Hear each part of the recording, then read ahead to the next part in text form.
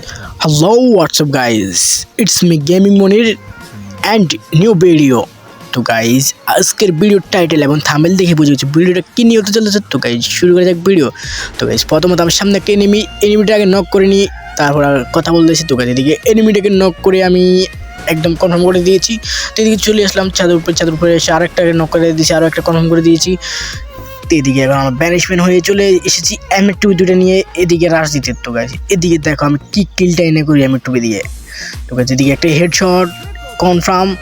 তো গাইস আর সামনে দেখতেছি পার্ট হচ্ছে M2 শট জিতেছি নক হতেছে না কেন গাইস। আরও একটা শট গাইস, নক একটা গাইস, একটা নক ভাই, নক হইতেছে না কেন।